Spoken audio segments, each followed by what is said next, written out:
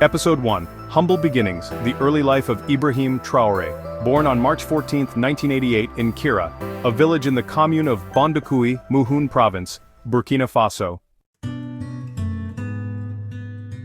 Childhood and early education. Ibrahim Traoré's early years were spent in the modest village of Kira. He began his education at the local public primary school in Bondoukoui. Demonstrating academic promise, he progressed to secondary education at the Lycée Mixte Dakar-Ville in Bobo-Dioulasso, Burkina Faso's second-largest city. There, he earned his baccalaureate, equivalent to a high school diploma, in 2006, specializing in the sciences. University life and activism. In 2006, Traoré enrolled at the University of Ouagadougou, now known as Université Joseph Kizerbo, pursuing a degree in geology. He graduated with honors in 2010. During his university years, he was actively involved in student organizations, notably the Association Nationale des Étudiants du Burkina, a Marxist-inspired student group, and the Association of Muslim Students. His peers recognized him for his leadership qualities and his commitment to advocating for student rights. Episode 2, From Soldier to Leader, Ibrahim Traoré's Military Journey. Joining the ranks. In 2009, Ibrahim Traoré enlisted in the Burkina Faso Army and graduated from the Georges Namoano Military Academy. He received anti-aircraft training in Morocco before being assigned to an infantry unit in Kaya, a town in northern Burkina Faso. Promoted to lieutenant in 2014, Traoré joined the United Nations Multidimensional Integrated Stabilization Mission in Mali, also known as MINUSMA. During his deployment, he was recognized for his courage in major rebel attacks in the Tombouctou region.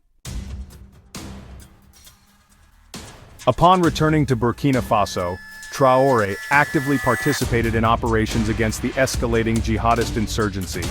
He was involved in significant battles, including the Otopuanu offensive in 2019, and engagements in Djibo. In 2020, Traoré was promoted to the rank of captain.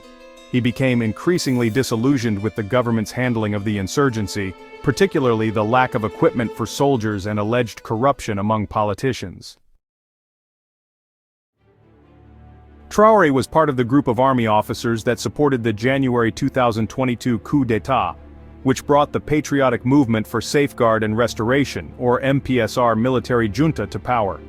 By March 2022, he served as the head of an artillery regiment in Kaya.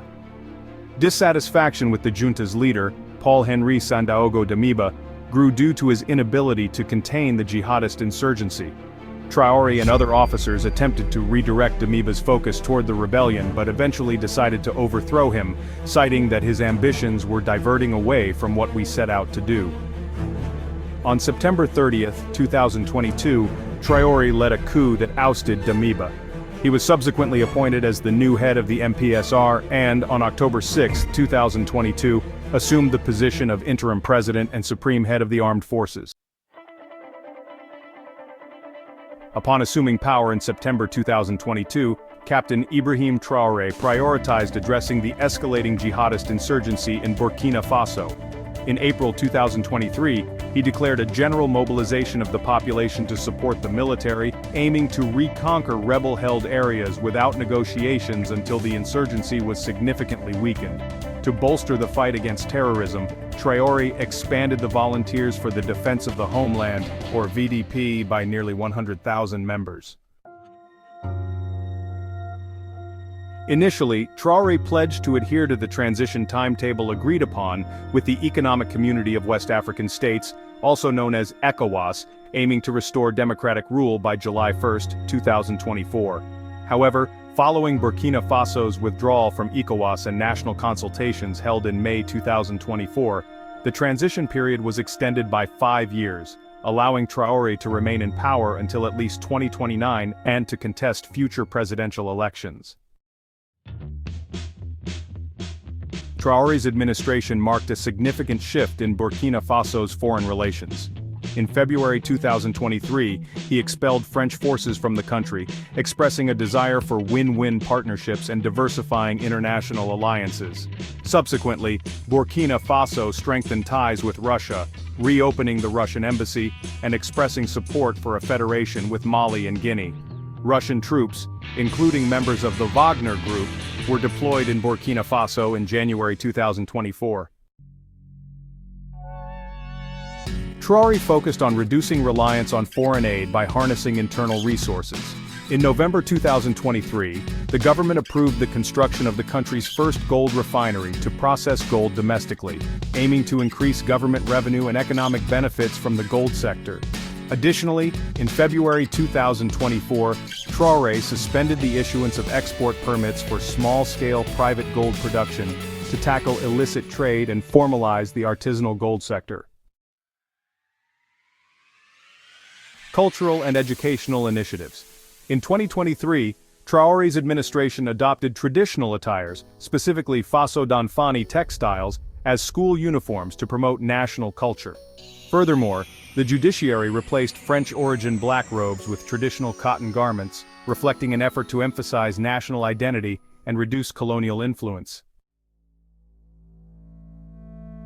Since assuming power in September 2022, Captain Ibrahim Traoré has faced significant security challenges. Despite efforts to combat jihadist insurgents, including the expansion of the Volunteers for the Defense of the Homeland, or VDP, the insurgency has continued to destabilize the country. The ongoing violence has led to the displacement of over 2.1 million people and left large areas outside government control. Democratic transition and political repression. Traoré initially pledged to restore civilian rule by July 2024, in line with commitments to the Economic Community of West African States or ECOWAS. However, in May 2024, national consultations, boycotted by most political parties, resulted in the extension of the transition period by 5 years, allowing Traoré to remain in power until at least 2029. Critics have accused Traoré's regime of suppressing dissent. Reports indicate that opposition figures and critics have faced abductions, forced conscription into the military, and other forms of intimidation. Independent media outlets, such as Radio Omega, have experienced temporary suspensions for airing critical views. Foreign policy shifts and international relations. Under Traoré's leadership, Burkina Faso has shifted its foreign policy, distancing itself from former colonial power France and seeking closer ties with countries like Russia. In February 2023, French forces were expelled from the country. Subsequently, Burkina Faso, along with Mali and Niger, formed the Alliance of Sahel States, aiming for regional cooperation and security. The government has also been accused of collaborating with Russian mercenary groups, such as the Wagner Group, to combat insurgents.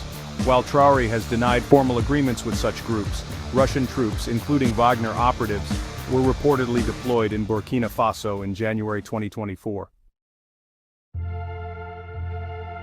Human rights organizations have raised concerns about the junta's actions, including reports of arbitrary arrests, forced conscriptions, and suppression of free speech.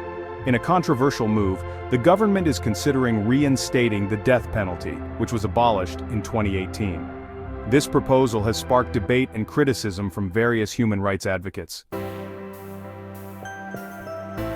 Captain Ibrahim Traoré's leadership has garnered significant attention both domestically and internationally.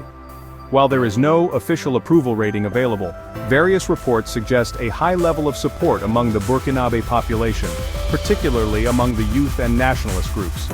His radical reforms and strong stance against neocolonialism resonate with many citizens. However, his tenure has not been without criticism. Concerns have been raised regarding the suppression of dissent, with reports of media suspensions and alleged abductions of opposition figures. These actions have sparked debates about the balance between national security and civil liberties under his administration. Looking ahead, Traoré's leadership faces several challenges and opportunities. Security. The ongoing jihadist insurgency remains a significant threat. While efforts have been made to combat these groups, large areas of the country remain outside government control. Political transition. The extension of the transition period by 5 years, allowing Traoré to remain in power until at least 2029, has raised questions about the future of democracy in Burkina Faso. Economic development initiatives like the construction of the country's first gold refinery aim to boost the economy and reduce reliance on foreign aid. Traoré's vision for Burkina Faso involves a shift towards self-reliance, both economically and politically. His ability to navigate the complex landscape of security threats, political expectations, and economic challenges will determine the long-term success of his leadership. Upon assuming power in September 2022, Captain Ibrahim Traoré initiated a significant shift in Burkina Faso's foreign policy by distancing the country from its former colonial power, France. In February 2023, his government expelled French military forces, signaling a move towards greater sovereignty and a desire for win-win partnerships with other nations. Following the departure of French troops, Traoré's administration sought to diversify its international partnerships, notably strengthening ties with Russia. In July 2023, after the Russia-Africa Summit, Traoré announced the reopening of the Russian embassy in Burkina Faso, which had been closed since 1992. By January 2024, Russian troops, including members of the Wagner Group, were reportedly deployed in Burkina Faso to assist in combating jihadist insurgents. In a move to foster regional cooperation and reduce reliance on Western institutions, Burkina Faso, under Traoré's leadership, joined forces with Mali and Niger to form the Alliance of Sahel States, or AES, in September 2023. This alliance aims to coordinate efforts in security, economic development, and foreign policy among the member states. Beyond Russia, Traoré's government has explored partnerships with other nations, including Turkey and China, to support military and economic initiatives. These collaborations aim to bolster Burkina Faso's infrastructure, defense capabilities, and economic growth.